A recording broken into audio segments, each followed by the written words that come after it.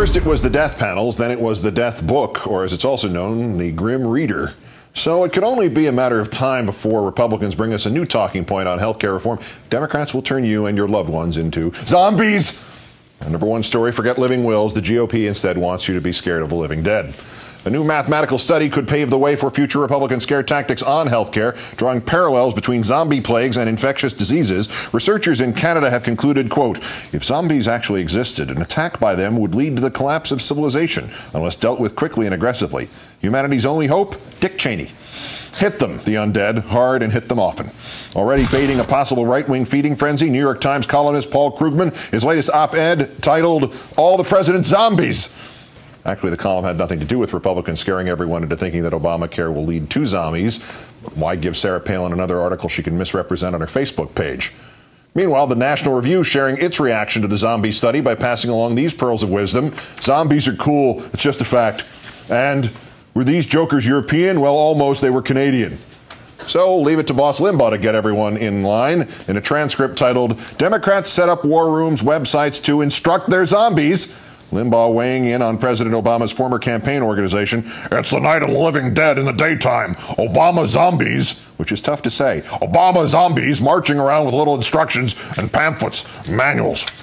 The evidence is all around us, and it's hungry for our brains. Joining me now is Max Brooks, whose latest in a series of must-read exposés of Democratic plans, The Zombie Survival Guide, Recorded Attacks, is due out in paperback on October 6th. Thank you for your time tonight, sir.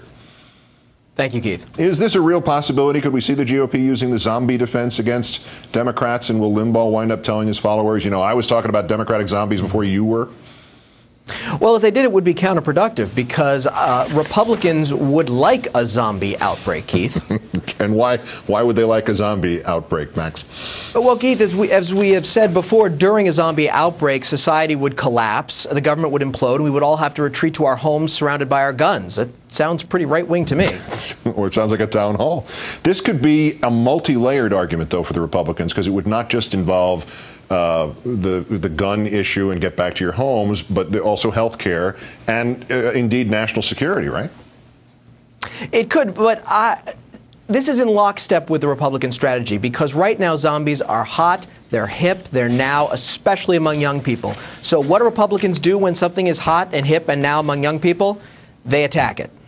Did Republicans shoot themselves in the undead foot here by using that death panel argument in advance of the prospect of Democratic zombies enabled by health care reform? Because would you not need death panels to fight zombies? Are the two things not basically mutually exclusive? No. See, with Republicans, there's good death and bad death. A death panel's bad. Death penalty, awesome. Will we see the teabag crowd take up this zombie cause, or are these separate movements? You know, it really depends on what Limbaugh says. If he's for it, they'll do it. How does somebody, given your expertise on this subject, this is, I think, your 38th book on the topic, how can somebody prepare his or her family for a zombie attack, and particularly a Democratic zombie attack? And will we see members of Congress hosting anti-zombie town halls, or again, is that kind of mutually exclusive with Defense Against Zombies, putting a lot of living people on one place? Well, Keith, you may have to do something very un-right-wing in order to deal with this crisis. You may actually have to be calm, be unemotional, and look at the facts. Last October, and we're just realizing the significance of this now, Sarah Palin visited Asheville, North Carolina on World Zombie Day, and the city was hosting its annual zombie walk. I mean, clearly there's a Palin zombie connection. Is she pro-life, anti-zombie, or where does she stand on this? Well, Palin just wants to shoot them from airplanes. That's pretty much it. If you shoot them from airplanes, does anything happen, or do they just keep walking? Well, you shoot them in the head. That's pretty much how it works. And so Palin wants to make sure that she's far away from the danger zone. Are there any other tactics here that could be used? I mean, can the RNC recruit the great 60s British rock band, the Zombies, to get this message out? Or, you know, like every other recording artist, will the Zombies wind up suing the RNC for stealing its songs?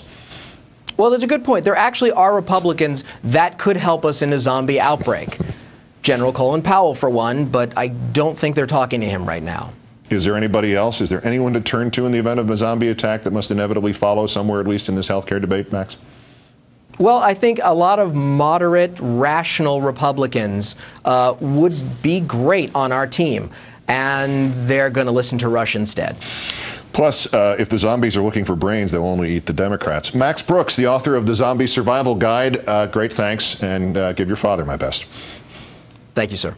That's Countdown for this, the 2,308th day since the previous president declared mission accomplished in Iraq. I'm Keith Olbermann, and as Cleet Roberts used to sign off, we thank you. We bid you good night.